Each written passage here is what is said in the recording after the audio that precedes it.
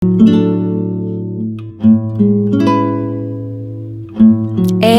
now, it's time for DJ Raqi's Secret Files. Dati, wala akong pakialam sa kanya. Kaya nga hindi ko akalain kami yung magkakatuluyan. Hi DJ Raqi.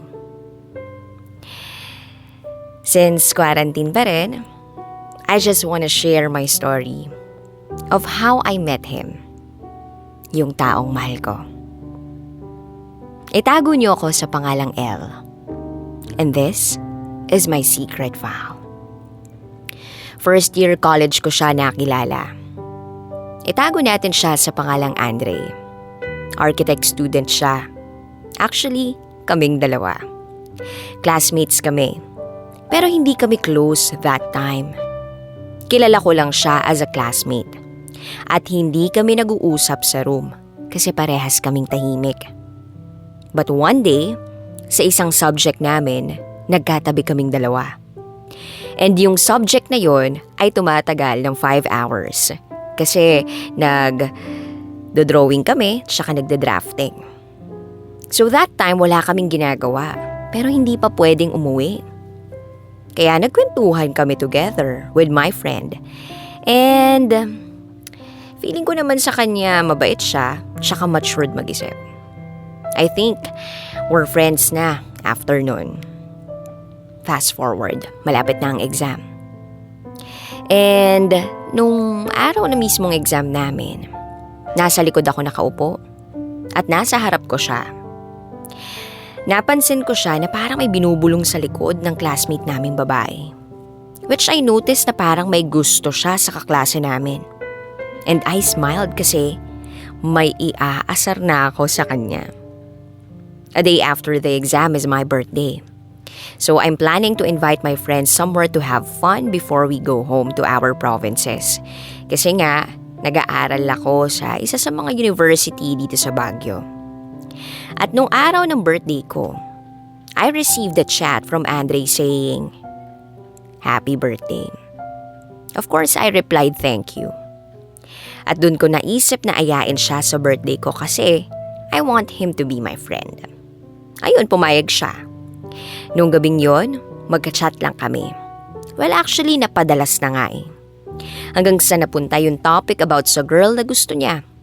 Kinulit-kulit ko siya about doon. And inamin niya sa akin na, oo, crush niya raw yung kaklase namin. And besides, ako rin inamin ko kung sino yung crush ko sa room kasi nagtanong na siya eh. And proud akong sabihin yun ah. Until nagkakaasaran na kami sa chat palagi. Inaasar niya ako sa school palagi. Minsan tinutulungan niya ako para mapansin ako ng crush ko. Fast forward birthday ko. So suggestion ng friend namin is pumunta kami sa bundok. Hiking ba ganon? So, ayun, pumunta kami nga. Nagbundok kami. And andun din yung crush ko kasi kaibigan niya na rin kami. Ang saya-saya lang nung araw na yun. May mga pagkain at ayun, nandun kami sa taas ng bundok. Tamang kain at kwentuhan lang. Maya-maya, naglaro kami ng truth or dare. Nagkaaminan na ang lahat. At nung time na yun, ako ay may crush. At si Andre may crush din. So may sarili pa kaming gusto-gusto that time, no? Masaya lang kaming naglalaro. After noon, umuwi na kami. Kinabukasan, meron na yung resulta ng grades namin. Sabi ko kay Andre, "Uy, check mo nga grade mo." At pati ako, tiningnan ko rin yung grade ko sa portal at yun na nga. Napaluha ako kasi may bagsak akong isa. Siyempre, architect student ako. First year at first sem pa lang yun. At hindi ko alam kung anong gagawin ko. Umiyak ako sa kanya. Hindi ko alam kung bakit, pero grabe kinomfort niya ako. Sabi niya, "Tahan na, huwag ka nang umiyak. Babawi ka sa susunod, tahan na." Napangiti ako na naiiyak kasi sinabi niya, "Tahan na, pagbalik natin ililibre kita ng gusto mo. O, diba? Ang bait-bait niya sa akin. Kaya gustong gusto ko siya bilang kaibigan. Kaya kumalma na ako at babawi na lang sa susunod gaya ng sabi niya. Fast forward, napapadalas na yung pang-aasar namin sa isa't isa sa chat about sa crushes namin. At napapadalas na rin yung pag-share namin ng buhay namin sa isa't isa. Umaabot pa nga kami ng hating gabi para lang makapag-usap kasi masaya kaming magkausap dahil nga sa mga crush namin. Ilang days pa at nagstay pa ako sa Baguio bago umuwi dahil malapit na ang Pasko. Sinusulit ko lang ding lumabas kasama ang iba kong mga kaibigan. At nung araw na uuwi na ako sa probinsya, gabi ako bumiyahe. Nung gabing yun, alam rin ni Andre na uuwi na ako. Taga Baguio by the way si Andre. Madalas ko rin i-update si Andre kung anong ganap sa buhay ko. Ganun din siya sa akin. Ewan ko, nasasanay na rin siguro akong kausap siya araw-araw. Ayun na nga, alas 9 ng gabi biyahe ko. Habang nasa bus ako, magka-chat na naman kami ni Andre. Sabi ko sa kanya, "Uy, 10 oras ang biyahe ko. Hindi siguro ako makakatulog. Samahan mo naman ako." Pabiro kong sabi. Pero sabi niya, "Ang layo naman. O sige, sasamahan kita." At sabi niya yun. Doon ako natuwa kasi habang nasa biyahe ako, hindi namin namamalaya na alas 12 na ng madaling araw. Usap lang kami ng usap na mga walang kwentang bagay pero masaya. Nararamdaman ko na yung antok. So sabi ko, matutulog na muna ako, nahihilot, inaantok na ako. Gigising ako pag 1 a.m. na. Sabi niya, sige tulog muna tayo. Gigising rin ako mamaya, sasamahan kita hanggang sa makauwi ka. At nag-alarm ako, naka-earphones ako kaya ako lang ang makakarinig.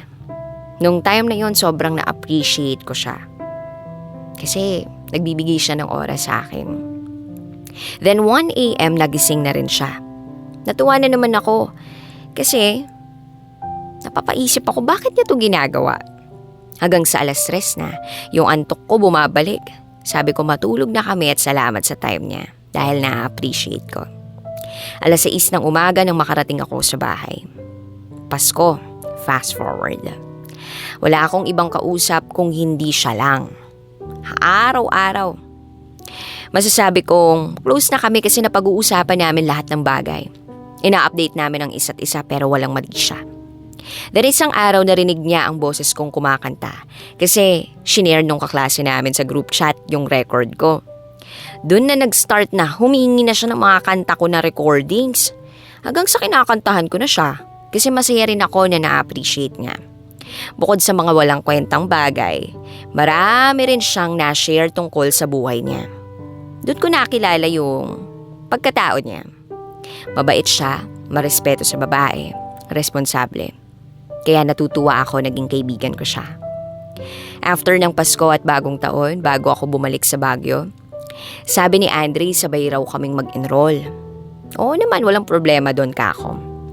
Pagbalik ko sa Baguio, nag-enroll kami for second sem. Ako yung pumili sa ibang subjects niya kasi sabi niya para magkaklase kami uli. Ayun, lagi na kaming magkatabi ni Andre. Ako rin ang lagi niyang kasama at close na talaga kami. At ako lang yung naging close niya na babae.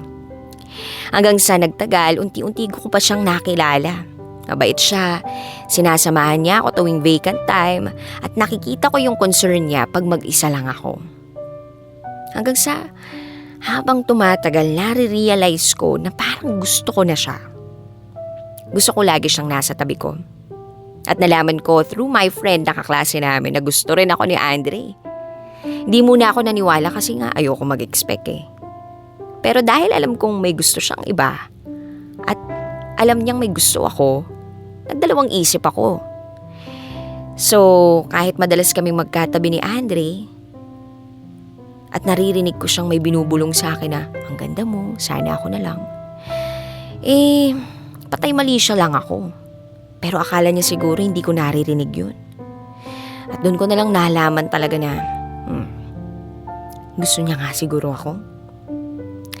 Pero kinikilig na ako noon So, after noon, lagi na kami lumalabas with friends after class, tumatambay sa cafe, lalaro, kwentuhan. And then, meron laro na kapag talo ka, may Q&A. So, doon kami nagkaamin ng dalawa. Nagtanong siya kung may pag-asa ba siya sa akin. Dahil ako, may gusto na sa kanya, sabi ko oo. At doon, nakita ko na ngumiti siya. Ang saya-saya niya that time. At syempre, ako rin naman. At hindi alam ng mga kaibigan namin kung anong pinag-uusapan namin. Hanggang sa, ayun, mahal ko na nga siya. At mahal na niya ako. At lagi pa rin niyang ginagawa yung mga ginagawa niya dati. Lagi pa rin kami magkasama. Lagi niya akong inaantay sa labas ng room ko. Lagi niya akong hinahatid sa sakayan ko. Update sa mga kung ano-anong nangyayari sa buhay. In love na kami sa isa't isa. Pero that time, hindi pa kami officially or technically kami. Kasi ligawan pa lang yun eh. Fast forward, marami na kaming pinagsamahan, mga plano. Isa na ron yung pagpunta namin sa lugar na alam niyang gustong-gusto kong puntahan. Hindi ko hinihinging dalhin niya ako doon pero dinala niya ako doon. Sabi niya kung saan ka masaya, masaya rin ako. At gusto ko masaya ka palagi. Hindi siya nagdalawang isip, nadalhin ako doon sa isang lugar na maraming bulaklak. 2 hours away from Baguio. So, bumiyahe kami ni Andre kasi wala kaming pasok ng araw na yon. Ang ganda ng lugar. Siya yung tagakuha ng litrato ko. Masaya siya pag kinukuhaan niya ako ng picture. Iniipon niya sa phone niya. At doon sa lugar na yon, tinanong niya ako kung pwede na ba kaming maging official. So, doon ko siya sinagot na oo. Kitang-kita ko yung saya sa mga mata niya. Masaya rin ako. Ang daming nangyari nung araw na yon, puro masasaya. Kinabukasan na-announce na na-cancelled yung pasok dahil nga sa virus. And then yung araw na yon, sinulit ko lahat ng oras na kasama ko siya. Kasi alam ko na ilang araw kaming hindi magkikita. Pero sa hindi inaasahang pagkakataon, na-extend ang quarantine. Hanggang sa nag-decide na akong bumi sa amin kasi baka mas stranded ako sa Baguio mag-isa. And then, ayun, nung araw na aalis na ako, sabi niya, gusto kitang makita bago ka umuwi. Pinuntahan niya ako. Nagkwentuhan kami, kahit may halong lungkot, kasi hindi namin alam kung kailan kami uli magkikita. And then ngayon, 8 months na kaming LDR, ang saya pa rin namin. Nag-uusap kami araw-araw, gabi-gabi, umaagot pa nga ng madaling araw. Hindi kami nagsasawa sa isa't isa. Lahat ng mga walang kwentang bagay na pag-uusapan na rin namin. Basta, pag yung taong kausap mo, mahal mo, hindi ka mapapagod. Ngayon, mas minamahal ko pa siya, kahit ang hirap ng sitwasyon. Pero lagi kaming may oras sa isa't isa. Kahit may online class, alam namin ang mga priority namin. Yun muna ay ang pag-aaral bago ang landi. Naintindihan namin yun. Architect students kami. Maraming ginagawa, pero kinakaya. Si Andre yung nagparamdam sa akin kung gaano ako kaimportante at kung gaano niya ako kamahal. Lagi niya akong sinasama sa mga plano niya. Lagi kami nag-uusap tungkol sa future namin. Akalain mo yun? Dati wala naman akong pakialam sa kanya. Kaya nga, hindi ko akalaing kami yung magkakatuluyan. Hindi inaasahan. Sa ngayon, masaya kami. Dahil ang tanging ginagawa niya lang ay mahalin at pasayahin ako. Hanggang dito na lamang muna po. Muli, ako si Elle at ito ang aking secret file. Always your number one FM radio station. Love Radio. Kabisyo, nakarelate ka ba sa secret file na binasa ko? Kung nakarelate ka, mag-subscribe ka na dito sa aming YouTube channel at pindutin mo na rin ang notification bell para updated ka sa mga susunod na episodes ng DJ Raqi Secret File.